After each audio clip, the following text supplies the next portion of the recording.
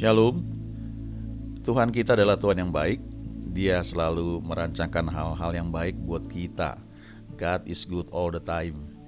Alkitab berkata God is love. Allah adalah kasih. Dan karena itu kita bisa percaya semua yang Dia rancangkan buat kita selalu yang terbaik. Dia membuat segala sesuatu menjadi indah pada saatnya masing-masing. Oleh karena itu kita bisa senantiasa mengucap syukur, karena kita tahu Allah turut bekerja dalam segala keadaan, mendatangkan kebaikan bagi kita yang mengasihi Dia, yang terpanggil sesuai dengan rencananya.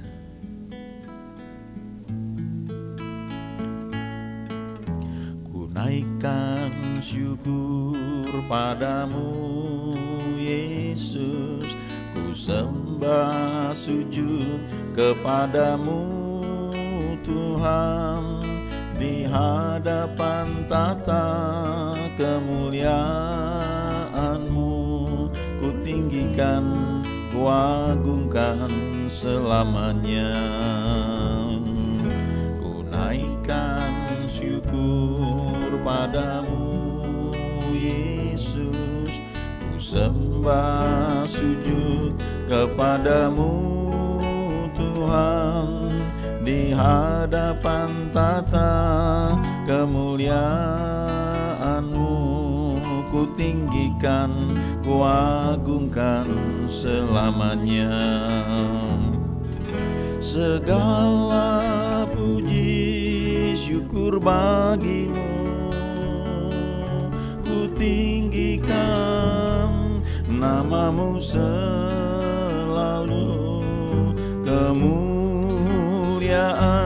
Hanya bagi-Mu, terpujilah nama-Mu.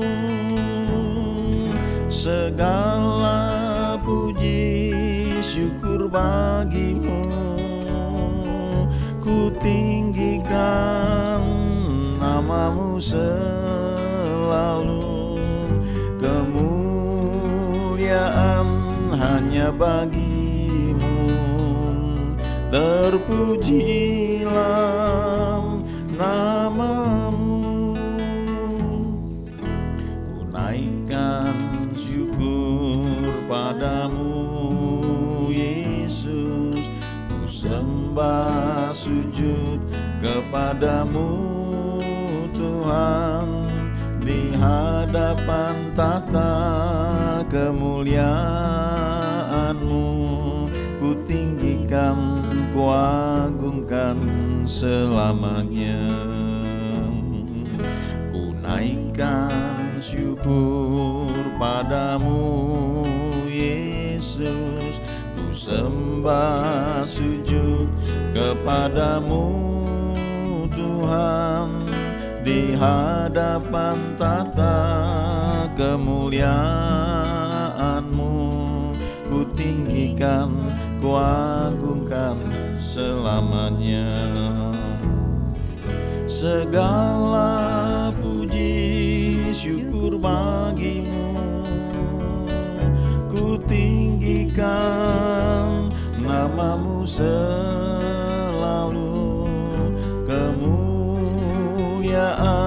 Hanya bagi-Mu, terpujilah nama-Mu. Segala puji syukur bagi-Mu, ku tinggikan nama-Mu selalu. Kemuliaan hanya bagi-Mu, terpujilah nama. Segala puji syukur bagi-Mu, ku tinggikan nama-Mu selalu. Kemuliaan hanya bagi-Mu, terpujilah nama. Kemuliaan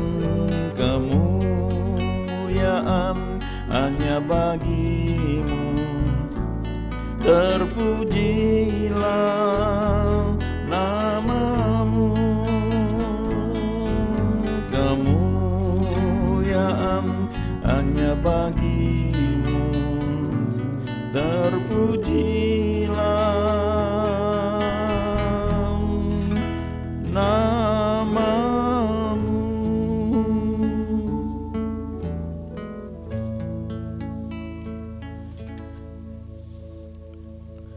Ucapan syukur itu perintah Tuhan ya. Dikatakan bahwa mengucap syukurlah dalam segala hal, karena hal itu yang dikehendaki Allah dalam Kristus Yesus bagi kamu. Jadi kalau kita nggak mengucap syukur ya kita di luar kehendak Allah, ya kira-kira seperti itu. Memang unik ya, nggak sulit dimengerti, bahkan seringkali itu tidak masuk akal. Bagaimana kita bisa mengucap syukur kalau situasi nampaknya tidak seperti yang kita harapkan, atau situasi itu memburuk ya. Tapi Alkitab mengajarkan untuk mengucap syukur dalam segala hal.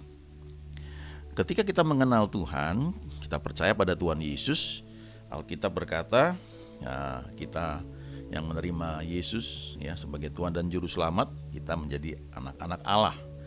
Dan setelah kita menjadi anak-anak Allah, kita dibenarkan karena iman.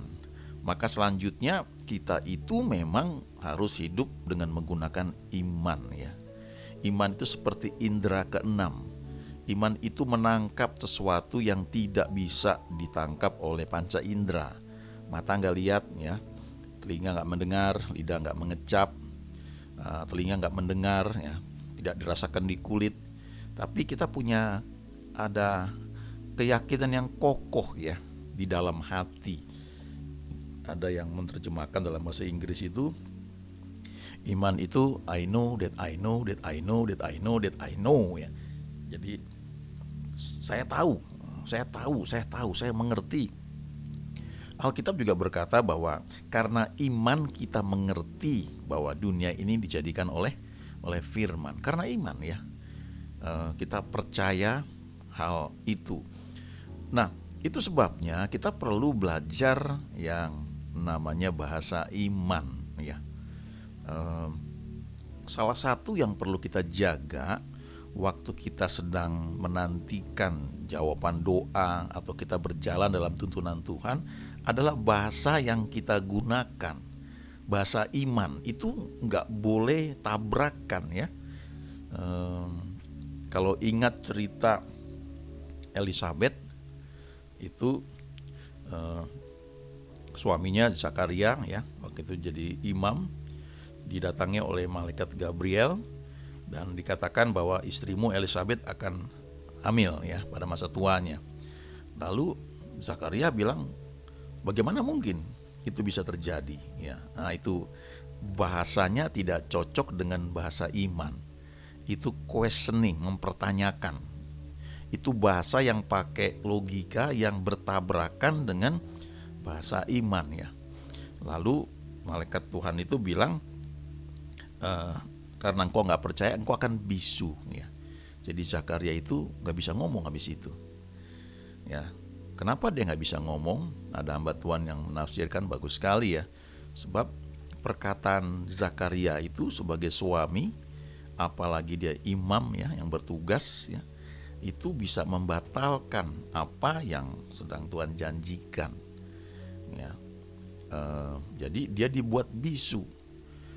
Kalau kita ingat cerita waktu tanah Samaria dikepung, kemudian kepala keledai berharga 80 sikal, terus 1/4 kap kotoran merpati itu dijual ya, mahal sekali ya. Lalu Elisa bilang begini, besok kira-kira waktu seperti ini, maka sesukat tepung ya, jelai yang terbaik akan berharga sekian ya, artinya kembali normal dan murah begitu. Nah, ketika dia bilang begitu, ada yang nggak percaya. Orang ini bilang, sekalipun Tuhan membuka tingkap-tingkap langit, masa itu bisa terjadi? Nah, waktu dia ngomong seperti itu, lalu Elisa bilang, kamu akan lihat, tapi kamu nggak akan nikmati. Jadi ini satu pelajaran ya, kalau kita sedang dalam perjalanan iman, jaga perkataan kita ya. Selanjutnya cerita mengenai Elisabeth itu dengan Zakaria. Waktu Elisabeth itu hamil, Dikatakan 5 bulan dia tidak menampakkan diri.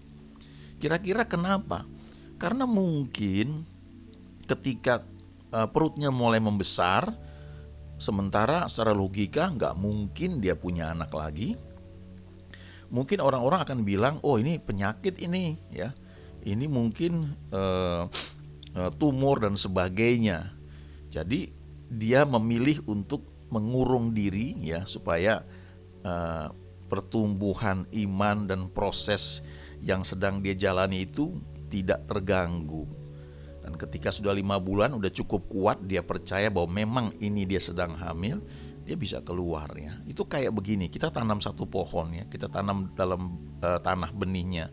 Waktu dia mau tumbuh, kita mesti pagari, kita jagai. Jangan sampai dimakan kambing, jangan sampai dimakan burung dan sebagainya. Sampai nanti benih itu sudah tumbuh dan cukup kuat menjadi satu pohon yang mungkin masih kecil, tapi sudah bisa untuk terus tumbuh. Hal yang sama juga begitu ya, kalau kita sedang berdoa untuk suatu hal ya, dalam proses begitu, jaga perkataan kita. Itu sebabnya Yohanes 8 ayat 43 Tuhan bilang begini, apakah sebabnya kamu tidak mengerti bahasaku? Sebab kamu tidak dapat menangkap firmanku ya. Jadi ada bahasa iman, ada bahasa di dalam kerajaan surga, sesuatu yang beda. Kita bicarakan sesuatu sesuai dengan janji Tuhan. Ada lagu yang terkenal ya, yang lemah dikuatkan, yang miskin diperkaya. Nah, itu kalau aslinya bahasa Inggrisnya, let the weak say I am strong, let the poor say I am rich ya. Biarlah yang lemah berkata aku kuat, biarlah yang miskin berkata aku kaya ya. Walaupun keadaannya belum seperti yang dikatakan, dijanjikan ya, kita mesti belajar memperkatakan seperti yang firman Tuhan ajarkan ya. Ketika orang sedang berdoa ya untuk kesembuhan, maka ketika dia bertumbuh, perkataannya menjadi penuh kuasa. Dia perlu hati-hati ya, dan dia perlu jaga juga, tidak terlalu banyak bercanda ya karena itu kata-katanya menjadi powerful ya, menjadi berkuasa sekali. Saya ingat seorang hamba Tuhan dulu ya, dia banyak mengajarkan soal iman. Nah pada masa itu umum terjadi ada pelayanan ketika orang-orang yang jalannya miring ya, diperiksa ternyata kakinya itu tinggi sebelah, lalu didoakan supaya sama. Nah waktu sedang didoakan, ketika hamba Tuhan ini berhadapan dengan orang yang sedang didoakan, maka dia pegang kaki kanan orang itu ya dengan tangan kiri tentunya, karena dia berhadapan jadi berlawanan. Dia pegang kaki kiri orang itu dengan tangan kanan. Waktu itu yang dia mau panjangkan supaya sama adalah kaki kiri kalau nggak salah ya. Jadi kalau kaki kiri berarti itu yang dia pegang dengan tangan kanan. Ya itu mau didoakan supaya memanjang menjadi sama dengan kaki yang kanan. Jadi waktu dia doakan, dia mau bilang kaki yang kiri ini memanjang ya, dia perintahkan itu, dia bilangnya salah ya. Dia bilangnya kaki kanan. Karena kaki kiri orang tersebut dia pegang dengan tangan kanan. Jadi dia perintahkan kaki kanan ini memanjang. Lalu orang yang didoakan itu tiba-tiba menjerit, "Oh, Pak, salah Pak." Dia berasa kakinya yang kanan itu seperti ditariknya untuk memanjang. Lalu, "Salah Pak, yang ini Pak, kaki kiri." "Oh, ya, maafnya." Lalu dia perbaiki doanya. Kelihatannya lucu ya. Tapi itu real, itu terjadi ya. Mereka yang pelayanan seperti itu, ketika orang itu suhu badannya tinggi, itu diperintahkan suhunya untuk normal. Sekian tahun yang lalu waktu anak saya sakit, hampir masuk rumah sakit ya. Waktu itu diduga trombositnya turun gitu ya. Jadi diduga penyakit yang sering ya, demam DBD gitu.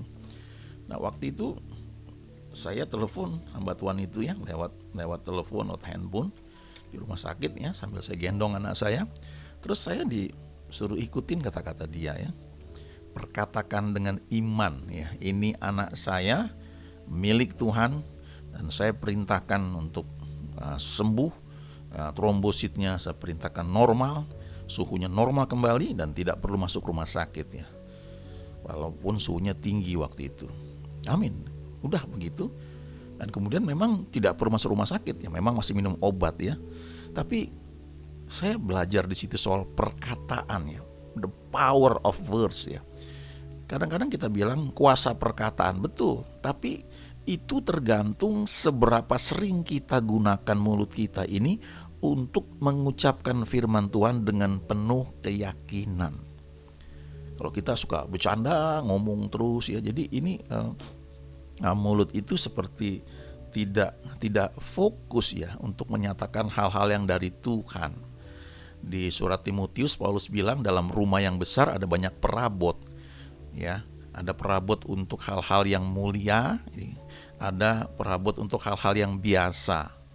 Lalu dibilang kalau seseorang menguduskan dirinya ya, menguduskan itu artinya set apart ya, memisahkan diri untuk melayani Tuhan, dia jaga perkataannya, maka orang itu dipandang khusus oleh Tuhan, dipakai untuk perkara-perkara mulia. Jadi penting sekali ya, itu kita jaga bahasa kita.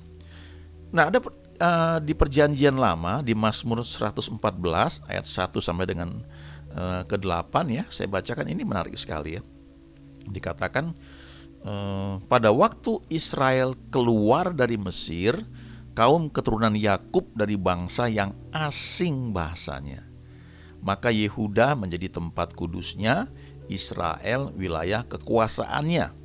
Laut melihatnya lalu melarikan diri, sungai Yordan berbalik ke hulu, gunung-gunung melompat-lompat seperti domba jantan, dan bukit-bukit seperti anak domba. Lalu ayat 5, ada apa hai laut sehingga engkau melarikan diri, hai sungai Yordan sehingga engkau berbalik ke hulu, hai gunung-gunung sehingga kamu melompat-lompat seperti domba jantan, hai bukit-bukit sehingga kamu seperti anak domba. Gemetarlah hai bumi di hadapan Tuhan, di hadapan Allah Yakub, yang mengubah gunung batu menjadi kolam air dan batu yang keras menjadi mata air.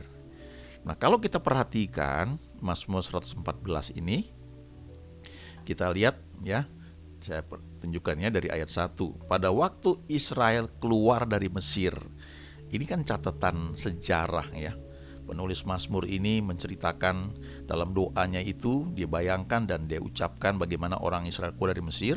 Tapi catatan sejarah ini bisa jadi pelajaran untuk kita, karena perjanjian lama itu bayangan untuk sesuatu yang Tuhan janjikan di perjanjian baru.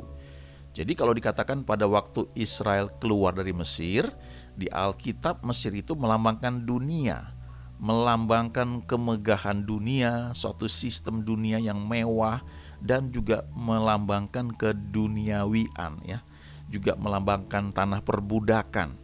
Nah, waktu itu orang Israel harus keluar dari Mesir. Itu sebenarnya jawaban doa, karena 430 tahun mereka tinggal di sana, akhirnya mereka ditekan ya. Lalu mereka keluar. Nah, waktu mereka keluar dari Mesir ya, dikatakan bukan hanya keluar dari Mesir ya. Dikatakan di sini kaum keturunan Yakub dari bangsa yang asing bahasanya. Jadi selama 430 tahun orang Israel tinggal di Mesir itu, mereka tinggal di satu lingkungan yang bahasanya asing. Bahasanya beda dengan bahasa yang dipakai umat perjanjian ya. Kalau kita pelajari, orang Israel memang keluar dari Mesir, tapi kenapa mereka nggak masuk tanah Kanaan? Karena Mesirnya nggak keluar dari mereka. Mereka bawa pola pikir, cara berpikir, cara hidup, cara berkata-kata ya, sehingga pada akhirnya mereka nggak masuk tanah perjanjian, dan diperlukan generasi yang baru ya, yang tidak bersungut-sungut, yang lahir di padang gurun. Mereka melihat Tuhan memelihara mereka dan mereka belajar percaya kepada Tuhan. Saya ingat sekian tahun yang lalu ya, ketika saya kuliah teknik, buat saya sulit ya untuk percaya firman Tuhan karena logika saya kuat ya. Saya kuat di matematika ya. Saya di jurusan yang sangat membutuhkan logika kuatnya, mata kuliah yang wah ya, dan saya suka itu ya. Jadi awalnya tuh sulit ya untuk percaya ya. Tapi saya paksakan untuk percaya. Saya ngomong. Sebagai contoh misalnya begini. Pada zaman saya kuliah dulu, ketika masuk tingkat 1, rata-rata setiap mahasiswa baru itu pasti kena tifus dan masuk rumah sakit Boromius di Bandung. Nah, waktu itu saya sudah merasakan gejalanya ya, badan panas dan sebagainya. Saya belum penuh Roh Kudus, tapi saya belajar untuk menolak penyakit itu. Saya tolak penyakit tifus dalam nama Yesus. Itu saya berulang-ulang saya doakan itu. Dan waktu saya ke klinik mahasiswa ya, diperiksa, dokter bilang, "Oh, kamu ini kolera ya, kolera atau disentri saya lupa ya." Oh, puji Tuhan. Jadi bukan penyakit kuning, bukan penyakit liver ya, atau hal-hal yang seperti itu ya, tifus dan sebagainya. Jadi cukup di rumah aja dapat obat dan saya sembuh. Lalu kira-kira tingkat 3 ya, saya kena juga penyakit yang mirip seperti itu ya, seperti tifus. Sebulan panas badan itu. Dan waktu itu saya tengking ya, saya udah penuh Roh Kudus, saya tengking terus. Nah, kali itu saya tengking semua. Saya tolak penyakit tifus, saya tolak penyakit kuning, saya tolak penyakit semua yang kolera ya, disentri, penyakit mas saya tolak dalam nama Yesus. Nah, ketika sudah sebulan suhu badan saya nggak turun, saya minum Insa terus, harusnya nggak boleh itu ya. Akhirnya teman saya bawa saya ke dokter ya, ke Boromius. Dan dokternya lihat saya, ketika saya nunggu udah dalam keadaan teler sekali, susternya kasihan lihat saya dikasih tempat untuk berbaring ya di kamar dokter tuh ada tempat tidurnya, sambil nunggu saya tidur di situ. Dan ketika dokter lihat saya, "Kamu tifus ini," katanya. "Kamu harus opname." Terus dia lihat saya, "Kamu orang tua di mana?" "Di Jakarta." "Kamu harus opname." "Wah, bisa berobat jalan gak, Dok?" "Wah," dia bilang, "udah gini, tes darah dulu ya. Kamu gak boleh minum obat dulu ya. Saya kasih surat untuk tes darah dulu. Dan kalau hasil tes darah itu positif tifus, dan saya yakin 99% kamu ini tifus, maka kamu harus opname, boleh di Bandung, boleh di Jakarta." Nah, lalu saya diam saja, kemudian diambil darah, lalu pulang ke rumah dan teman-teman datang ya, doakan. Terus mereka tanya gimana, saya bilang saya nggak mau masuk rumah sakit, saya bilang oke, kita doakan. Mereka doakan, mereka tumpang tangan. Ada 2 teman yang 2 atau 3 ya, bergantian nginep di kamar saya. Malam-malam itu saya muntah ya di karpet dan mereka bersihkan. Wah, itu teman-teman yang baik sekalian. Hari ini mereka jadi hamba-hamba Tuhan, jadi pendeta, jadi gembala ya. Lalu ketika harinya tiba ya, saya ambil hasil tes itu dan dokter lihat itu semuanya negatif. Tifus negatif, kolera semua negatif. Jadi dokternya nggak punya alasan untuk menyuruh saya opname. Cuma dikasih vitamin dosis tinggi dan mesti makan bubur ya. Hari itu ya, ini bukan untuk ditiru ya, tapi saya begitu sukacita ya. Selama sebulan saya makan bubur dengan telur, udah bosen ya. Ketika saya tahu itu bukan tifus ya, saya ajak teman saya pergi makan, ada Puyung Hai ya, di daerah Bandung itu yang murah meriah ya, tempat mahasiswa suka beli ya. Dan saya enjoy itu. Memang butuh waktu ya, saya tetap pelayanan. Ada sekali saya nggak bisa datang di kebaktian, tapi nggak ada yang main gitar ya. Terus teman saya ambil mobil jemput saya bawa pakaian dan saya main gitar sampai keringetan, bawa pakaian ganti ya. Terus sekali saya nggak ikut doa pengerjaannya, tapi selanjutnya saya ikut terus ya. Dan saya melihat itu kuasa perkataan. Akhirnya sampai saya lulus, saya tidak pernah masuk rumah sakit Boromius ya. yang saat itu umum bagi mahasiswa pasti minimal pernah sekali masuk di sana. Semua teman-teman saya pasti pernah masuk, ya. Teman dekat, teman jauh, teman persekutuan, teman pelayanan, saya lihat mereka pernah masuk.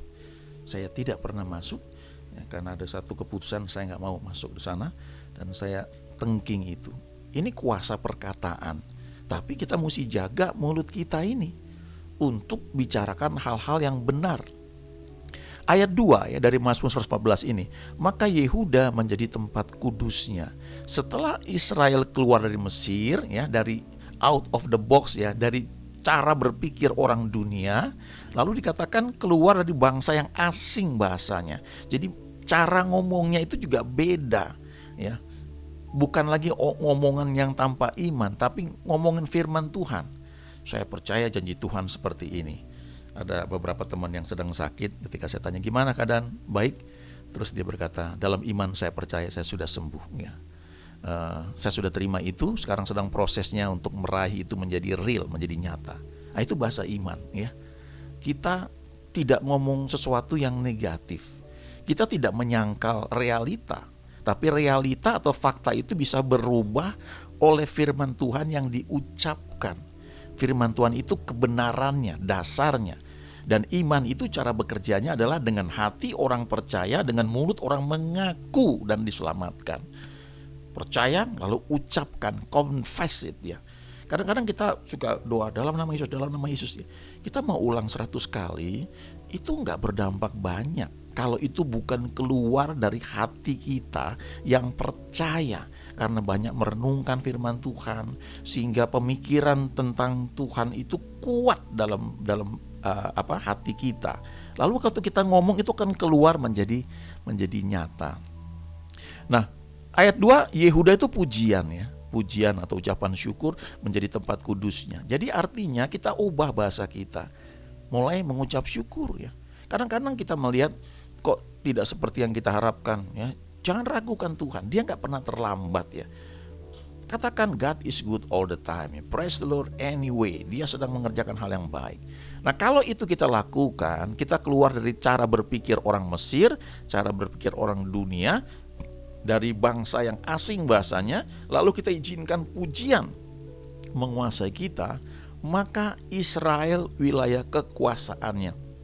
Kita ini menjadi domainnya, menjadi wilayah kekuasaan Tuhan, di mana powernya, kuasanya dimanifestasikan. Ayat 3 dan seterusnya itu mujizatnya.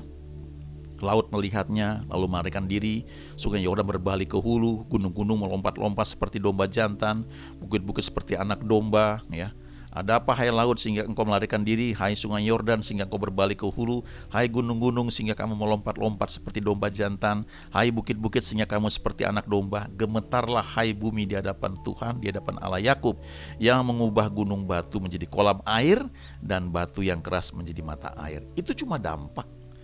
Ayat 3 sampai dengan 8 itu cuma dampak. Tapi yang utamanya di ayat 1 dan ayat 2. Keluar dari Mesir, cara berpikir dunia, out of the box, ya. Kita mesti berpikir di luar logika yang umum, ya. Lalu cara bahasa kita juga kita rubah dan isi dengan pujian penyembahan. Maka kita ini menjadi wilayah kekuasaannya, tempat mujizat itu terjadi. Sebagai contoh begini, ya, kadang-kadang kalau kita berdoa untuk orang, ya, doakan, doakan apa? Oh, sakit dia, sakit apa? Oh, ini tumor. Oh, kita doakan dalam nama Yesus. Oke, puji Tuhan. Tapi ketika dokter bilang, wah ini udah stadium 4 ini, ya, kanker ganas, langsung kita ciut. Wah, kita bilang, biar kehendak Tuhan yang jadi, ya. Biar yang terbaik dari Tuhan, ya. Kita minta kemurahan Tuhan. Nah, kita nggak ngerti firman Tuhan. Kemurahannya sudah diberikan 2000 tahun yang lalu di kayu salib.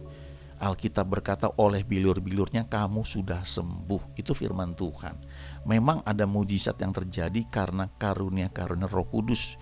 Kalau kita datang di kebaktian, ada pengurapan bekerja, ada karunia-karunia Roh Kudus, ada mujizat, itu bisa terjadi. Saya punya teman dulu udah di kantor, udah kanker, udah botak, ya, seorang ibu.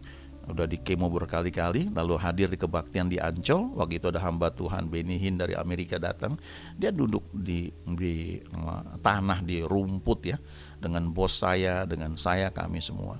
Lalu dalam satu momen dia merasakan aliran strum ke dalam kepala dia, tubuh dia, dan dia sembuh. Tentu habis itu dia jaga makan dia, ya. Kalau hari ini lihat dia, kita nggak pernah nyangka bahwa orang ini pernah kena sakit kanker stadium akhir ya. Kita lihat orangnya berubah sekali. Nah, itu ada mujizat seperti itu. Tapi kalaupun itu misalnya kita belum alami, janji Tuhan adalah oleh bilur-bilurnya kamu sudah sembuh. Itu janji Tuhan. Kita perlu pegang itu. Yang jadi masalah adalah otak kita dipenuhi dengan banyak informasi. Jadi tabrakan itu ya. Itu seperti Simon yang bilang, "Guru, kami sudah kerja keras sepanjang malam dan gak ada hasilnya. Tapi karena engkau yang menyuruhnya, aku mau melakukan juga." Ya, itu ada konflik itu antara pikiran dengan perintah Tuhan. Bagaimana kita untuk percaya firman Tuhan?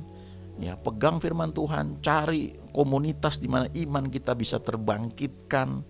Dulu saya secara sengaja datang di kebaktian, ada hamba Tuhan namanya John Hartman ya, dia rutin tiap minggu membuat kebaktian kesembuhan ilahi. Jadi karena di gereja tempat saya berbakti dulu belum diajarkan kesembuhan ilahi, saya tentu baca dari banyak buku, tapi di Indonesia yang berdoa untuk hal itu dulu belum banyak. Ya, saya datang dan waktu saya hadir di sana, atmosfernya itu menarik saya untuk percaya kesembuhan ilahi yang Tuhan sediakan. Kita harus secara sengaja milih itu ya. Pilih bacaan kita, lagu yang kita nyanyikan, jangan tabrakan sehingga bahasanya itu membuat iman kita jadi kandas ya. Kadang-kadang orang didoakan, "Gimana rasanya?" "Doh, enak, puji Tuhan Pak." Sebelumnya, "Aduh Pak, itu sakitnya seperti ini." Nah, waktu dia ngomong kayak begitu lagi, itu pikirannya membentuk satu image dan dia sakit lagi. Nah, kita perlu jaga kata-kata kita ya. Kita perlu belajar bahasa iman. Dan nanti yang Tuhan janjikan bagi kita itu akan terjadi. Amin. Terima kasih Tuhan untuk hal-hal yang kami baca hari ini. Dan kami boleh percaya God is good all the time. You make all things beautiful in its time. Terima kasih karena God is love. You are love. Terima kasih Tuhan, dalam nama Yesus kami berdoa. Amin.